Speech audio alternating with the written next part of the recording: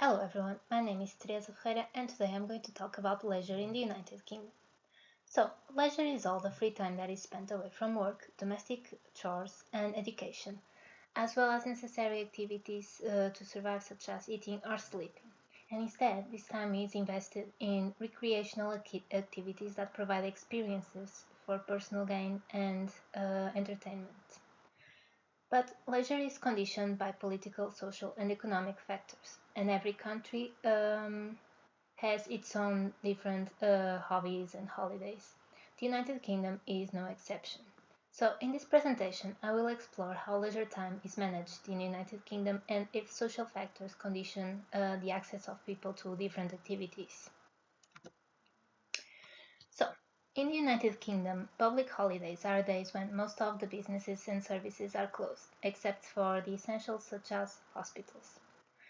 For all practical purposes, there is no difference between public and bank holidays, but to be acutely precise, bank holidays are those days when financial activity is ceased by law.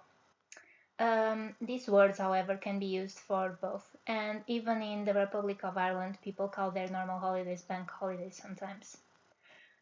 Before 1830, the Bank of England closed on approximately 30 Saints' days and anniversaries, but this was a lot of days, so the number had to be reduced. The Bank Holidays Act 1871, introduced by Sir John Lubbock, established the first official bank holidays. Good Friday and Christmas Day were not included for England, Wales, and Ireland because they were already common law holidays. They were only established for Scotland. This act also made it lawful for any day to be officially proclaimed as a bank holiday in the United Kingdom. With the Banking and Financial Dealings Act 1971, Her Majesty Queen Elizabeth has the power to appoint extra days as bank holidays by royal proclamation. The royal proclamation is employed to celebrate special occasions such as royal weddings and the jubilees, for example. The royal proclamation can also be used to move bank holidays that fall on a weekend to a weekday so that they are not lost. There was no public holiday to mark the death of Prince Philip, Duke of Edinburgh, but when a monarch passes away, normally that day is proclaimed a public holiday. Many retail businesses do open on these holidays. However, people normally have the right to time off or are being extra paid if they work on these days. So, there are 8 bank holidays a year in England and Wales, 9 in Scotland, and 10 in Northern Ireland, along with additional days allocated for special events such as those royal weddings and jubilees. There are 7 bank holidays common to all territories: New Year's Day, Good Friday, the early May bank holiday, the spring bank holiday, the summer bank holiday, Christmas Day, and Boxing Day. The summer bank holiday varies according to region. In Scotland, it is in the first Monday of August, while in the rest of the United Kingdom, it's on the last day of August. This number of holidays is relatively small compared to other European countries. However, due to that royal proclamation, if one of these days falls on a weekend, it is moved to a weekday, which is something that doesn't happen in most of the other European countries. The 12th of July is the Orange Man's Day, or the 12th, and this regional Irish holiday is a celebration of the Glorious Revolution and victory of Protestant King William of Orange over the Catholic King James II. This is a somewhat tense holiday as some people organize some political marches. Now for the hobbies. The Bank Holidays Act 1871 introduced bank holidays in the United Kingdom, and in the 20th century people had paid leave and weekends off, so they could enjoy more free time. This newfound free time and disposable income supported the growth of the leisure industry, and more people were able to engage in all kinds of activities that before were only for the wealthy classes. Means of traveling also became more generalized and affordable, and a greater number of people could enjoy traveling to other places. However, this is still dependent on the income of the person, so he or she might be conditioned because of that.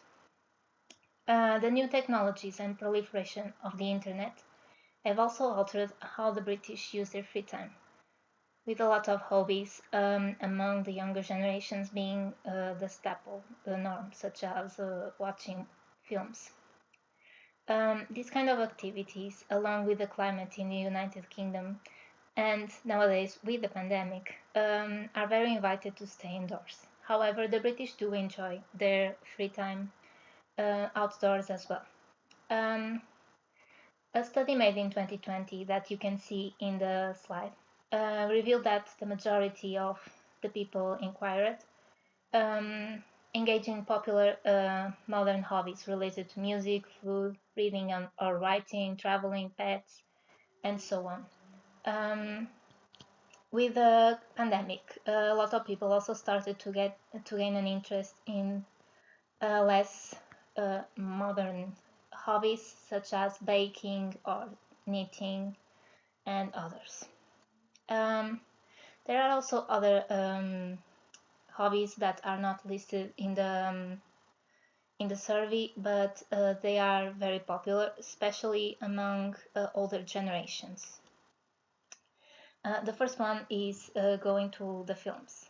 Watching films is not is a very popular hobby. However, it is by subscription-based streaming services such as Netflix and HBO, which have been growing over the years, and people tend to watch those films at home. However, in 1930s, going to the theaters was especially popular among the working class and the younger generations. It also brought some important social changes in fashion, courtship, and image, as well as some costumes. As before, people had gendered hobbies. Women would have fun with other women, men would have fun with other men, and going to to watch films could be done in couples or in groups of friends, and that altered the social relations. Then we have an ancient custom called beating the bounds. This evolved during the reign of Queen Elizabeth I, and it is still observed in parts of England, Wales, and the New England region in the United States. It involves swatting uh, local parish landmarks with branches, and it was something that people would do for fun as a tradition, but it's something that is being lost with time. Then we have bird watching. Many British people are bird lovers and enjoy this activity. In older days, the Royal Society for the Protection of Birds was formed to counter the trade of plums in women's hats. And nowadays, this organization, while trying to protect the birds, also provides informational resources about different species of birds and where to find them. There are also bird magazines that the average bird lover can buy, so it is quite a popular hobby. Then we have hunting. Hunting in England dates as far back as the 16th century. The cost of guns and legal restrictions meant it was a hobby restricted to the aristocracy. And while nowadays it is a little bit more open to the general public, those restrictions still apply, so it's still a hobby more aristocratic. Then we have fishing. Fishing is considered both a sport and a pastime, and the earliest text in England that mentions leisure fishing dates to the 15th century. Its popularity grew in the 17th century after the Civil War, when the industry of rods started developing. Then we have cycling. Cycling, the British took quite a liking to cycling, and John Kemp Starley was an English inventor who is considered the inventor of the modern bicycle, because before they were monocycles, and he invented this model that you can see in the slide, which resembles our modern day bicycles. Then we have bingo. Bingo is a popular pastime among the older British generations, and many cities and towns will have at least one bingo night. While bingo has an element of gambling to it, some people consider it just a playful hobby. Then there's football, soccer, sorry. Soccer dates far back to medieval times in England, and there are nearly 7 million clubs playing each week in the country, making football the most famous sport in the United Kingdom. Its impact is so huge that some people become soccer fanatics and might engage in some violent acts, which made the United Kingdom gain a reputation worldwide for football hooliganism, especially in the 60s. Then we have ice skating. Ice skating as a leisure activity was introduced to England from the Netherlands in the 17th century. An artificial ice rink, the London Glaciarium, opened in Chelsea in 1876, and the National Skating Association was established a few years later. It was the first national skating organization in the world. Then we have gardening. The British love beautiful gardens, and growing flowers can be very therapeutic, while growing vegetables adds the benefit of supplying the household with fresh products. So normally British households that have a piece of terrain will be cultivated with flowers or vegetable seeds. Other activities also include baking, jam making, beer brewing, knitting, embroidery, calligraphy, which has been getting more and more adepts, going to the circus, collecting stamps or coins, cricket, rugby, tennis, badminton, paddling, horse racing, and many others. And these are all accessible to the general population. However, there's a part of the social activities and hobbies that is not so accessible. The social season, also referred to as the Sloane season, refers to an annual period when members of the British elite hold balls, dinner parties, and charity events. This custom evolved in the 17th and 18th centuries, the purpose being the socialization of countries' nobility, politicians, and other important people. Members of the House of Commons, as well as the House of Lords, and even the royal family would also attend, and they still do. These events provided as well an opportunity for the children of suitable age to debut in the high society, and they could court or be courted during a royal ball known as the Queen Charlotte's Ball that you can see in the picture. The ball originally served as a fundraiser for Queen Charlotte's and Chelsea's Hospital. In 1957, Queen Elizabeth II terminated those court presentations. However, other people have tried to maintain the tradition, and now the ball is still held, although its focus is no longer courtship, but teaching etiquette, networking, business skills, and continuing the tradition of fundraising. Many girls pay to attend those etiquette lessons, but it is a very expensive event. A table for 10 costs around 2,500,000, something like that. Anyway, nowadays, despite being slightly less gentrified than before, there are still this social season is still a very prestigious and luxurious season, and many events require an invitation or reserving a very expensive ticket months before so that they can have a place. There are many rigorous dress and behavioral codes, and phones are strictly banned. Not meeting these requirements can mean that people cannot attend, or if they are already there, they can be asked to leave.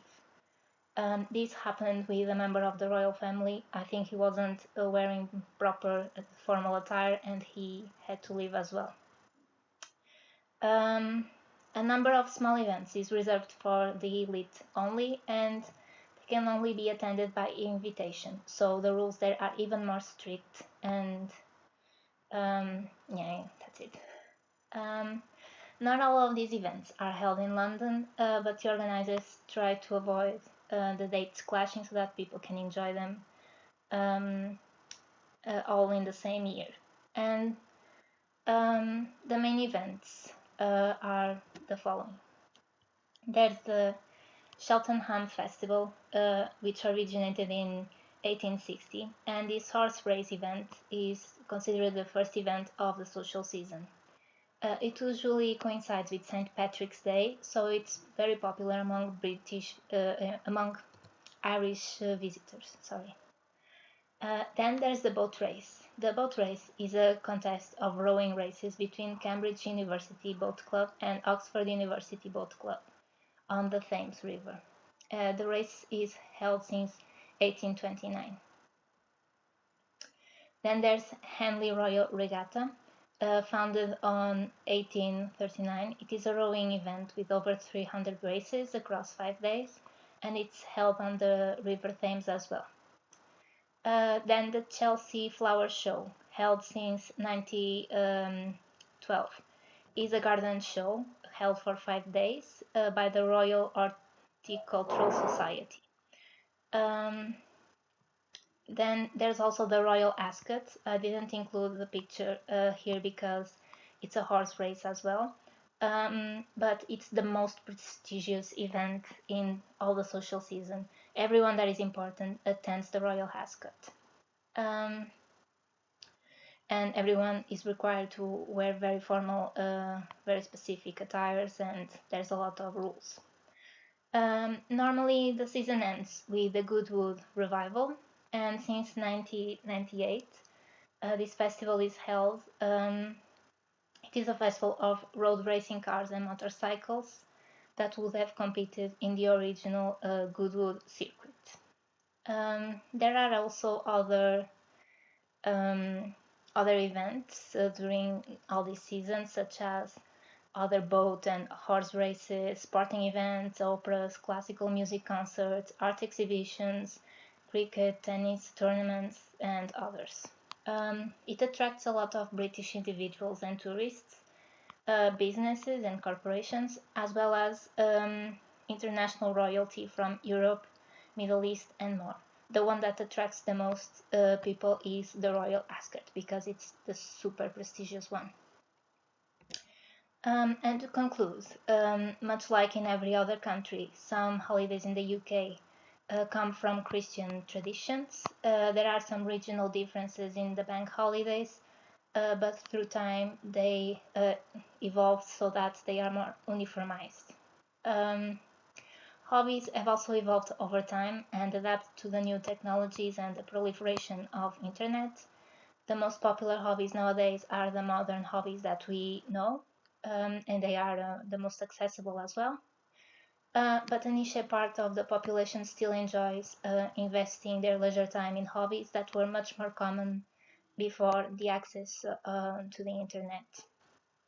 And lastly, leisure in the United Kingdom can still be regarded as something that is somewhat conditioned by the social class and the income, as we saw from the people who attend the social season and the big prestigious events. So with this, I conclude my presentation. Thank you for your time and I hope you enjoyed it.